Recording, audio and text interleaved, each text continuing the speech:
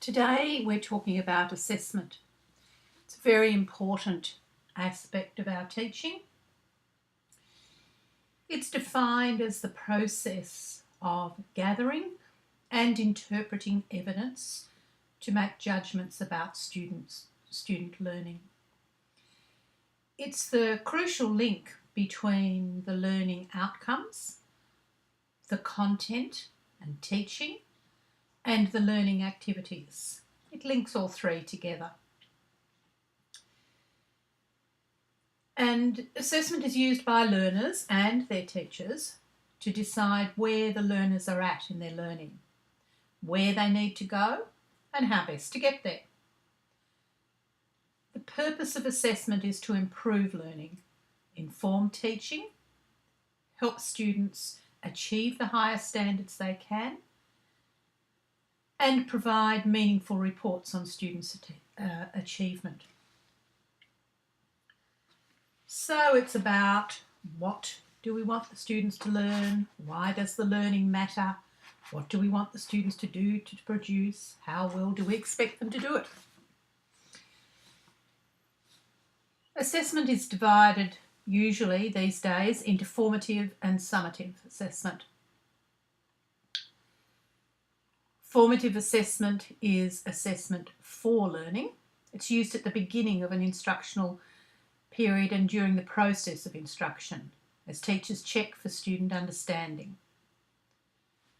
Diagnostic tools determine what students already know and where there are gaps and misconceptions.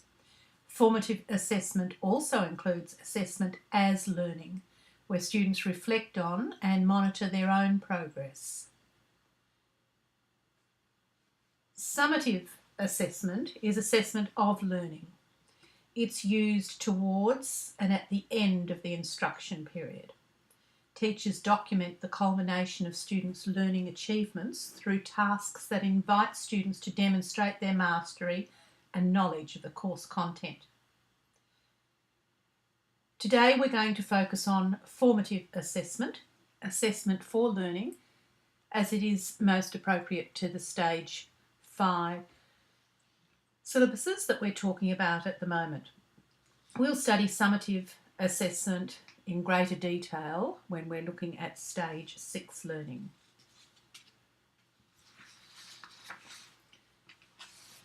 So, what is it? This is a list of what assessment for learning is. It gives students opportunities to produce work that leads to the development of their knowledge, understanding and skills. Teachers decide how and when to assess student achievement as they plan the work students will be doing. We will be talking about a range of appropriate assessment strategies, including self-assessment and peer assessment.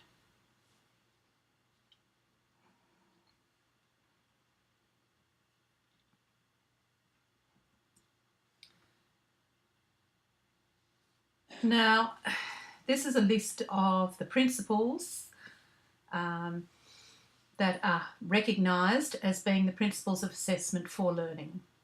They provide the criteria for judging the quality of assessment materials and practices.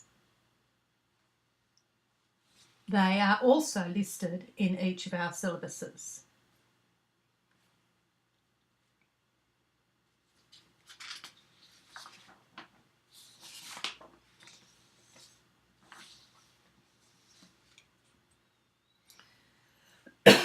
Pardon me.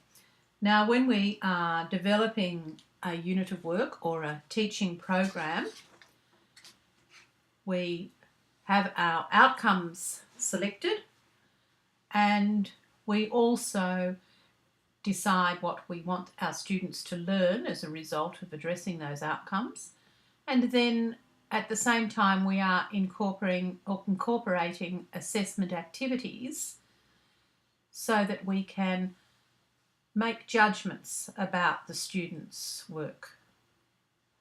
These assessment activities should meet the needs, the interests and the abilities of our students while assessing their progress towards that level of achievement in relation to the outcomes. So we can use the programs of work or the units of work for the following processes.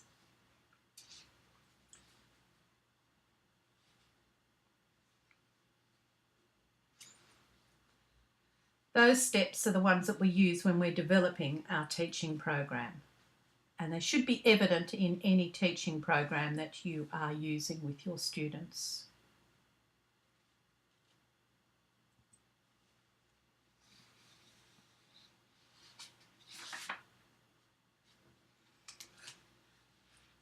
Now, in stage 5, there's also a list of descriptors of learning that we use to assess our students. And for each of your syllabuses, you should look at those descriptors.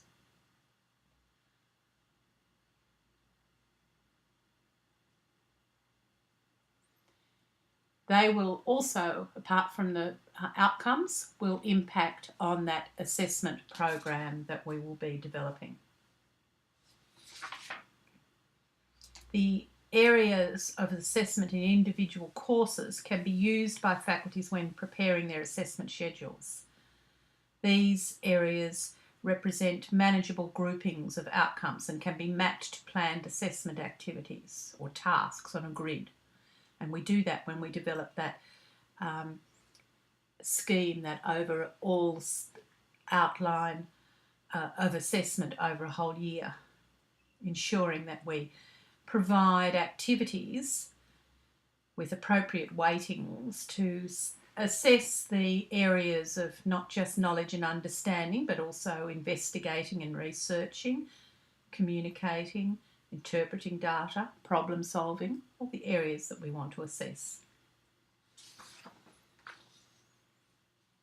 Now, you will also need to have evidence to support the judgments that you make about the students' work, and that's where the recording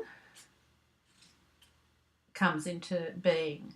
These recordings we make are based on our observations and also on the student's performance and results in specific assessment activities.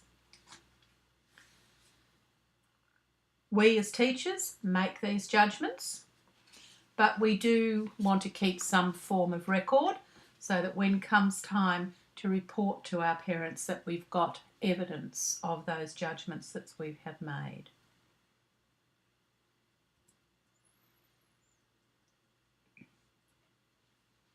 There will, in most schools, be set times when you will be reporting to parents, and as well as that, we will be reporting and providing feedback to our students throughout the learning process.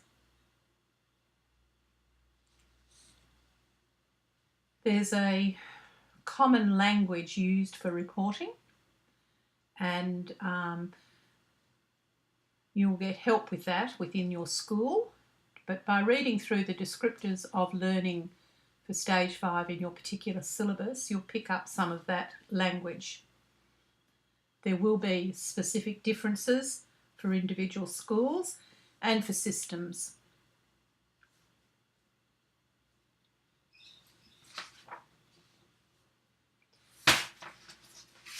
Now, designing effective learning experiences requires you to select strategies that will allow evidence of learning to be gathered.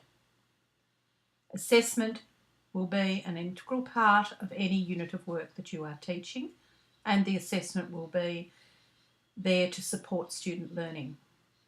It relies very much on your professional judgment, and of course this professional judgment is going to develop and become better and easier for you as you become a more experienced teacher. We can, however, ensure that those judgments are based on reliable data that's collected in a fair and challenging environment and from a range of different performances in different varying contexts. It takes a lot of planning to think carefully about developing a valid, authentic assessment program, because you do want to have that range of assessment strategies. In the old days, we only ever assessed our students based on a written test. We know now that there are many students who missed out on getting credit for their learning because that particular style of assessment was not one that they were comfortable in. We also want our strategies to be appropriate to the outcomes that are being addressed. They need to be manageable in number, and some schools will have a policy that there be no more than 5, perhaps, formal assessments throughout the year. There'll be lots of informal assessments, but the number of formal assessment tasks will probably be restricted in the school that you go to, because they do need to be manageable. I mean, it'd be wonderful to be able to fully assess a student on every single thing that they do, and that would be fine if teaching was a one-to-one process, but you will have a number of students, and in many cases you only see them 3 times a week. So it's not an easy task to develop that assessment program to meet all the criteria.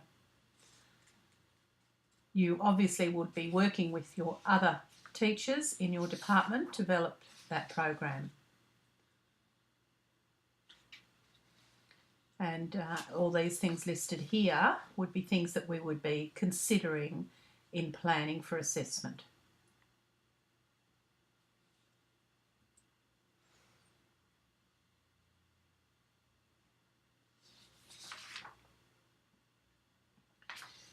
Now,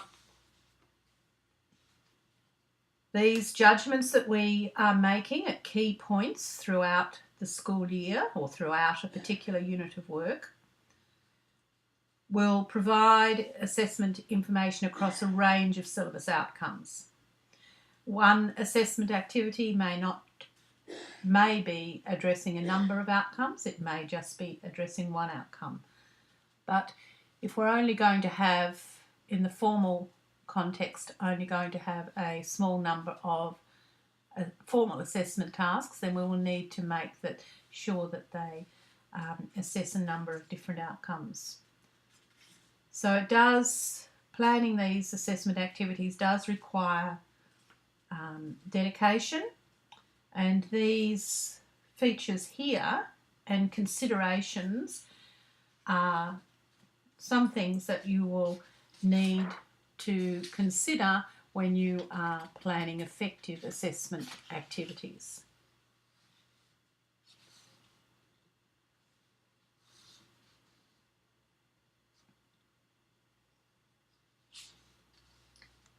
We will be constantly improving and refining our assessment activities and schedules as we develop as a teacher. You will find some will work better than others, and evaluate them as you go along.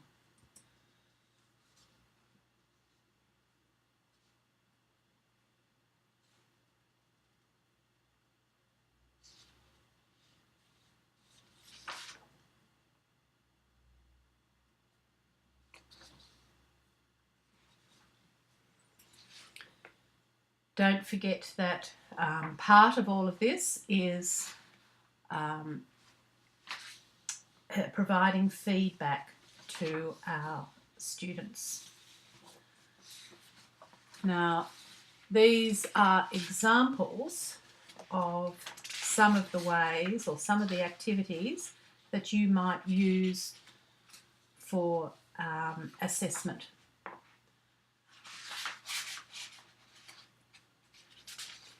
Sometimes it's really hard to consider the most effective assessment practices, but it is a professional skill that we need to develop. and it is central to our classroom practice. We need to remember that we are focusing on how students learn and providing a range of opportunities for students to show us what they have learnt. And of course, these examples, we want to recognise the full range of achievement in all of our learners. So we've got quite a long list of examples here.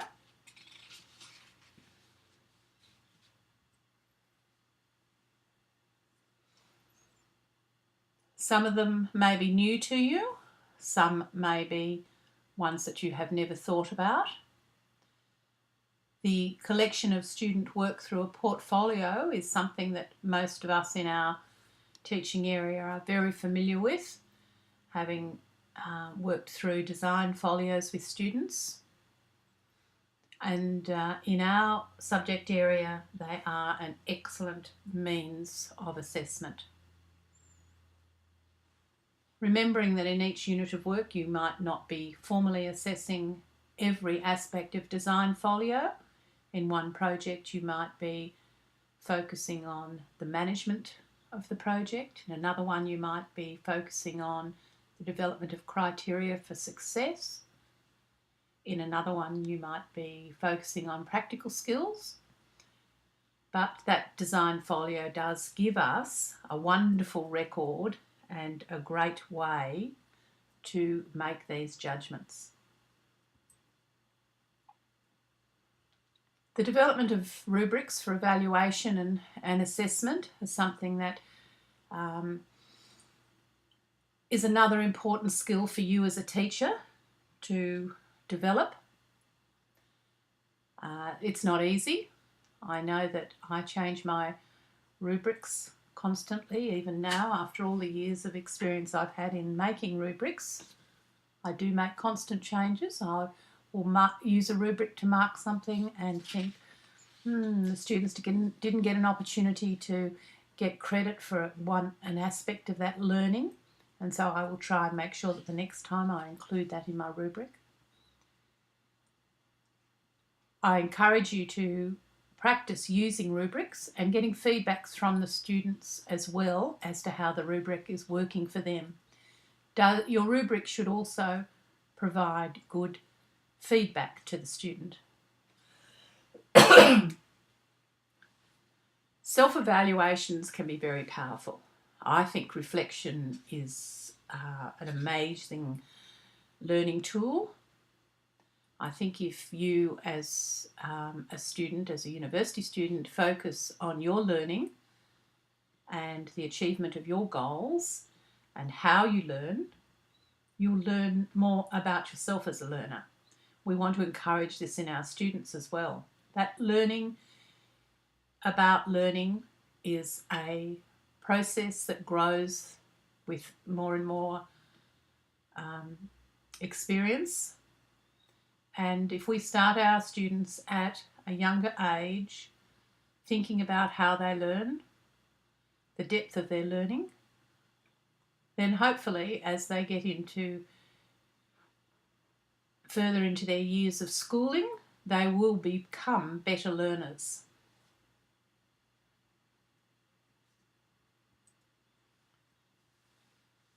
Student profiles give us a very good formal record of student achievement and something that we can look back at. Those profiles can have a student's test results, project marks, prac marks, and notes on your observations. They are very time consuming, and if they're done well, they will be very useful. But we have to be careful about managing our own time as teachers. At one stage in my teaching career, I had a process whereby I would do observations on 5 students each week. In that case, it took me 5 weeks to get through all of my students. But I could focus on the 5 students and then write up a little report of my observations. And in this case, I was looking at their social interaction with their peers in group activities.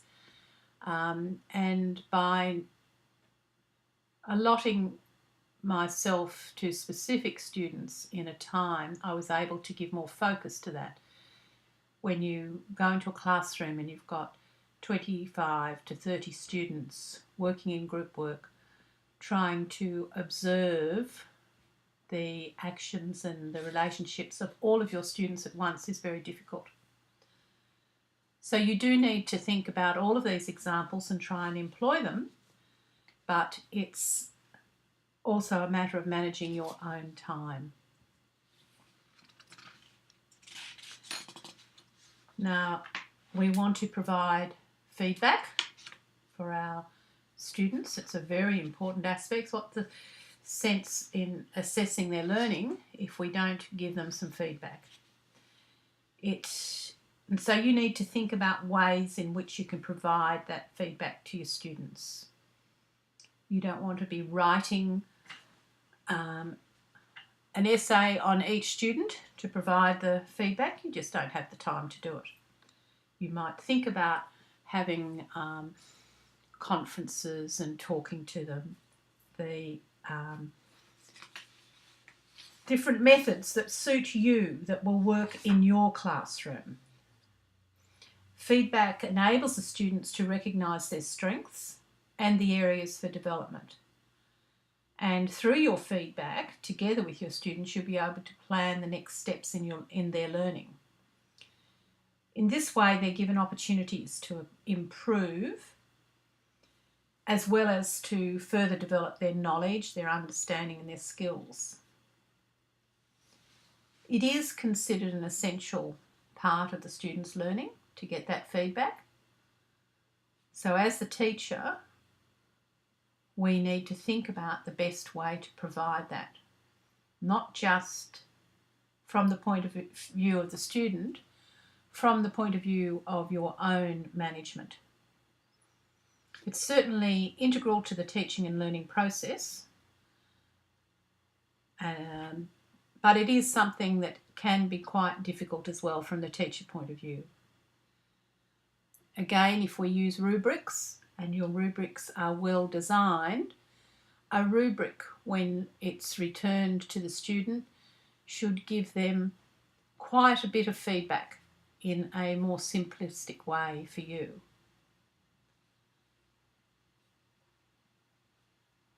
The students' self-reflection and the use of peer evaluation also provides valuable feedback to students.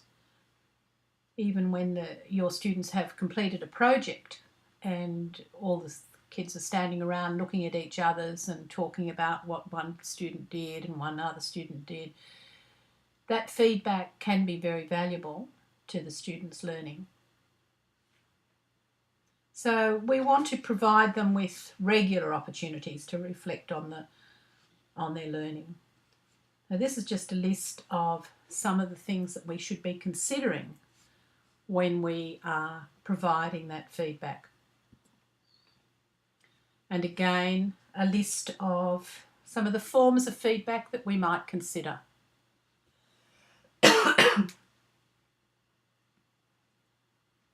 To give students the opportunity to view other students' work that's been annotated by you to show good examples is another powerful way to provide feedback to students.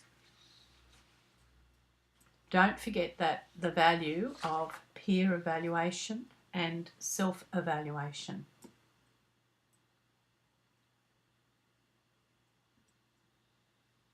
Now, what is the best practice in assessment? Let's summarise what we've learnt about assessment and what we think best practice will involve. So there's a couple of slides here about the things that we can reflect on as far as assessment for learning goes. things that we should be considering when we're developing assessment programs and when we're participating in assessment.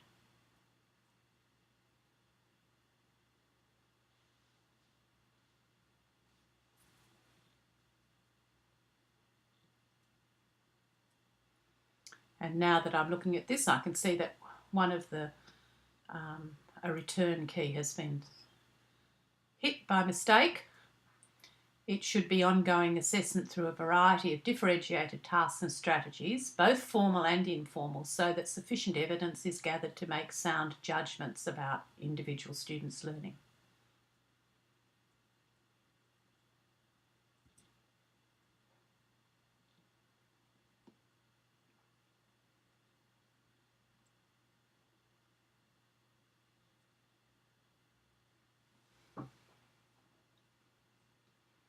It's important that students know the learning goals as well as you.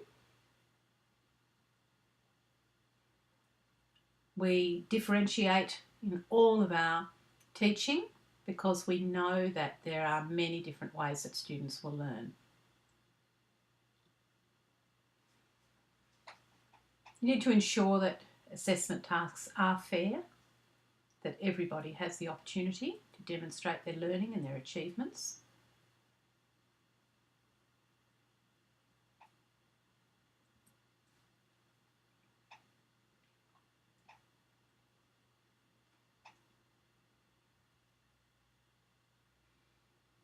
So this is the practice that we are aiming to include in our assessment program. I wish you all the very best, and I ask you to consider assessment every time you are considering the teaching and learning that's happening in your classroom. Going back to the old thing, what do you want the students to learn? Why does this learning matter? What do we want the students to do? What are they going to produce? How well do we expect them to do it? And now, how will we know that they have achieved this?